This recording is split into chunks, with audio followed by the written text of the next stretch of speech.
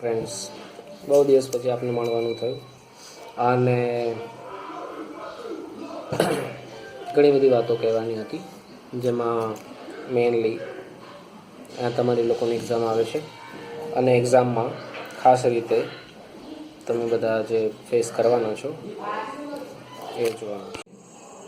હવે તમારે પહેલું કામ એ કરવાનું છે કે દરેક પ્રશ્નના જવાબ તમારે લખવા છે. ઘણીવાર એવું થાય કે એક્ઝામનું પેપર હાથમાં હોય અને ઘણા બધા કારણોથી આપણે ડાયવર્ટ થઈ જઈએ કે આ પ્રશ્ન મારો ફેવરેટ આવી ગયો, હવે મારે આ પ્રશ્નમાં વધારે લખવું છે, તો ઘણીવાર હદ કરતાં વધારે લખાઈ જાય, જેના કારણે સમય ઓછો પડે અને તમારે જેટલા 100% અટેમ્પ્ટ કરવાના છે એની જગ્યાએ તમે 80% અટેમ્પ્ટ કરીને બહાર આવો છો અને પછી એવું વિચારો છો કે મને સમય ના મળે.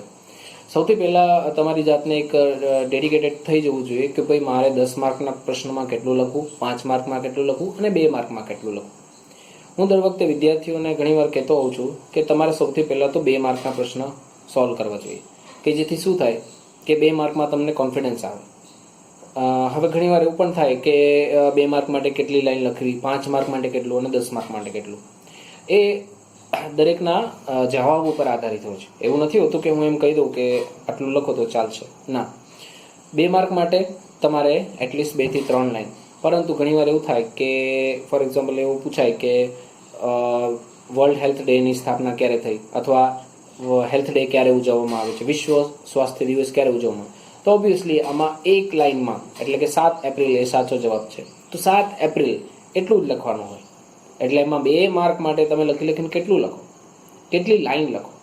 ફોર એક્ઝામ્પલ તમને એવું કહીએ કે ભાઈ CCMનું શોર્ટ લોંગ ફોર્મ ઘણીવાર પૂછાય, તો એમાં 2 લાઇનમાં તો મોર દેન ઇનફ છે, central council of Indian medicine. હવે આનાથી વધારે 2 માર્કથી એક્સપેક્ટેડ વધારે શું લખી શકાય? અને દેવાવાળો પણ આમાં 2 માર્કથી વધારે ન આપી શકે અને ઘણીવાર અમે જોયું છે જ્યાં સુધી 1.5 માર્કથી વધારે નથી આપતા. તો તમારા જે 5 માર્કનો પ્રશ્ન છે અથવા તો એ 2 માર્કના 5 તમને સોલ્વ કરવાના છે, એનો જો સરવાળો કરીએ તો 1.5 × 5 એટલે ઘણીવાર એ 7.5 એટલે 8 જેવું થતું હોય છે. તો 8થી વધારે માર્ક એક્સપેક્ટેડ નથી એમાં.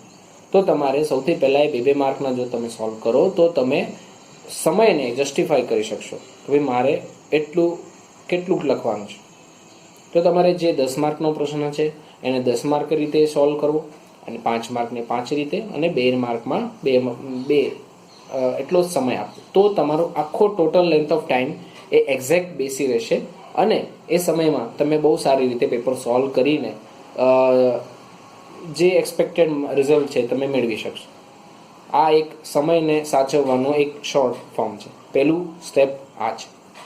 એ દરેક વિદ્યાર્થીની એક વિશેષતા હોય કે ખૂબ લાંબુ લખવું.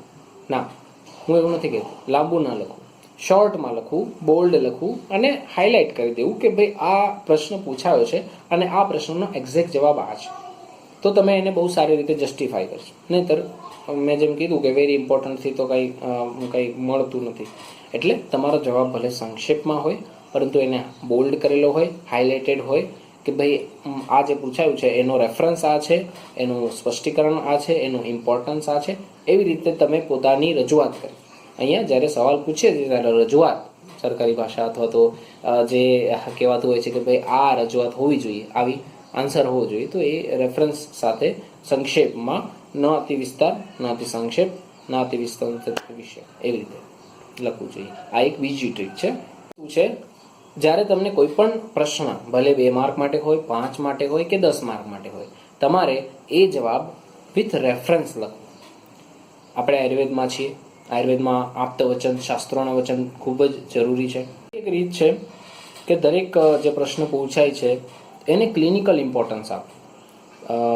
ફોર એક્ઝામ્પલ કંઈ પણ તંત્રયુક્તિ પૂછાય, હવે તો સિલેબસમાં નથી, પણ જો એક્ઝામમાં તમને તંત્રયુક્તિઓ પૂછાય તો ચોથી ટ્રીક મારી એ છે કે એને દરેકને ક્લિનિકલ ઇમ્પોર્ટન્સ આપવું. ફોર એક્ઝામ્પલ આપ્તવચન છે તો આપ્તવચનમાં જઈએ HBના ફોર એક્ઝામ્પલ જેને મોડર્ન સાથે જો કમ્પેર કરીએ તો એવું કહેવાય કે ભાઈ એને ક્લિનિકલ ઇમ્પોર્ટન્સ પછી એક વસ્તુ છે કે હવે તમને ખબર જ છે કે સ્ટ્રિક્ટ થઈ ગઈ છે એક્ઝામ. ગુજરાત આયુર્વેદ યુનિવર્સિટી જે ગુજરાતની એકમાત્ર અને ખૂબ સારી યુનિવર્સિટી છે ડૉક્ટર રાજેશ કોટેચા સાહેબના આવ્યા પછી ઘણી બધી વસ્તુઓ બહુ સારી રીતે થઈ ગઈ છે, જેમાં સીસીટીવી કેમેરા છે, એક બારકોડવાળી સિસ્ટમ છે, ટેગવાળી છે, એટલે હવે પહેલાં જેવું જૂનવાણી વિચાર નથી.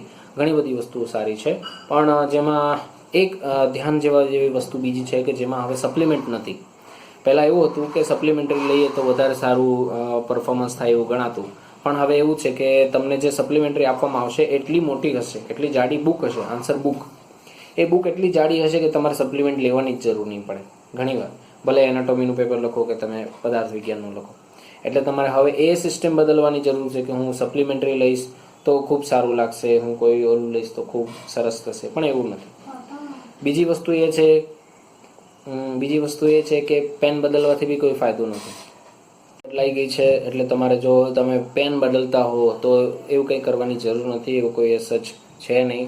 અને એક મારે દરેક વિદ્યાર્થીઓ જે ફર્સ્ટ યરના છે એમને ખાસ કહેવાનું છે, સેકન્ડ યર માટે પણ આ વસ્તુ લાગુ પડે છે કે તમે જોયું હશે કે મહાભારતનું યુદ્ધ ચાલતું હોય અને અર્જુન, તમે નામ સાંભળ્યું હોય અને આપણે પરિચિત પણ છે કે અર્જુન જેવો જે મહારથી હતો, એ મહારથીની એક ટેકનિક હતી કે જ્યારે પણ એ યુદ્ધ ક્ષેત્રમાં ઉતરતો તો સામે કોણ વિરોધી પક્ષનો યોદ્ધા આવે છે એ પ્રમાણે પોતાની રણનીતિ રાખતો.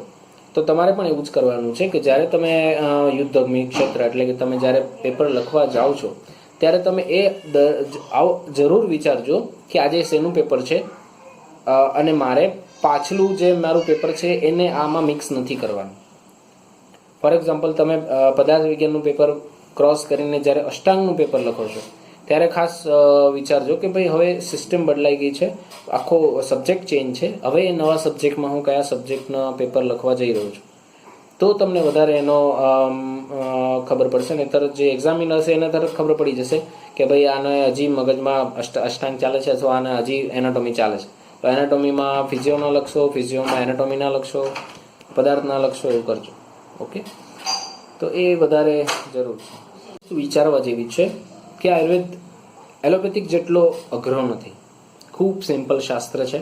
અને એ શાસ્ત્રનો જ્યારે તમે એક્ઝામ લખવા બેસો છો ત્યારે તમે એટલીસ્ટ એ સબ્જેક્ટનું હાઇલાઇટ કરીને વિચારજો કે હું જો પદાર્થનું લખું છું તો મારા શબ્દો કેવા હોવા જોઈએ.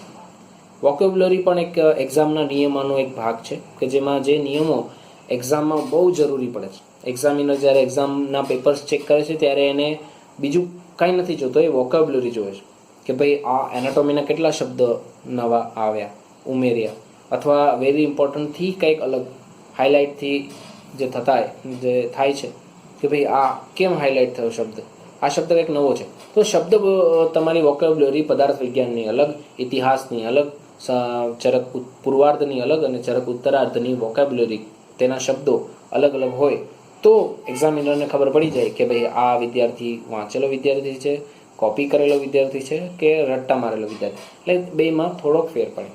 એટલે ઇન જનરલ હું જો તમને કહું કે જો પદાર્થ વિજ્ઞાનનું પેપર હોય, અષ્ટાંગનું પેપર હોય, ચરક પૂર્વાર્ધ હોય કે ચરક ઉત્તરાર્ધ હોય કે આયુર્વેદના કોઈ પણ ક્ષેત્રનો પેપર હોય, આ ટ્રિક્સ જરૂર એમાં લાગુ પડે. દરેક પ્રશ્નના જવાબ એમાં આવે, દરેક પ્રશ્ન જે હોય એ દરેકનો જવાબ તમને ત્યાં મળવો જોઈએ. સંક્ષેપમાં લખો પણ વ્યવસ્થિત લખો, રેફરન્સ સાથે લખો, ક્લિનિકલ ઇમ્પોર્ટન્સ લખો, એમાં કોઈ પેન ના બદલો, અર્જુનની જેમ લખો અને દરેક પેપરના શબ્દો યુઝ કરો. એટલી મેં સમરી બનાવીને આ તમારી સામે પેપર ઇઝી જાય, તમને ટેન્શન ઓછું થાય એટલા માટે વિડીયો બનાવ્યો છે. મારો કોઈ એવો ઉદ્દેશ નથી, પણ તમારો રિઝલ્ટ સારું આવે એ એક મારો ખાસ ઉદ્દેશ છે. તો એ સમજીને તમે પેપર લખજો, જરાય ન ગભરાશો. એક્ઝામિનર ખૂબ સારા હોય છે, બહુ ઘણીવાર લિબરલ હોય છે, પણ એનો અર્થ નહીં કે તમે જે ટ્રિક્સ કીધી છે એ ટ્રિક્સને ફોલો ન કરો અને પોતાનો વ્યૂથી ઊંઘમાંથી ઉઠીને પેપર આપો એવો ઉદ્દેશ નથી. પણ એક પોતાનું એક વ્યૂ રાખો, પોતાનો બેઝ રાખો, એ બેઝ પ્રમાણે પેપર લખો તો પેપર બહુ ઇઝી પૂછાય પણ છે, લખાય પણ છે, ચેક પણ થાય છે. અને જો તમે આ બધું ફોલો કરો તો ધાર્યા પ્રમાણે રિઝલ્ટ પણ આવે છે. ઓકે, તો હવે હું રજા લઉં છું.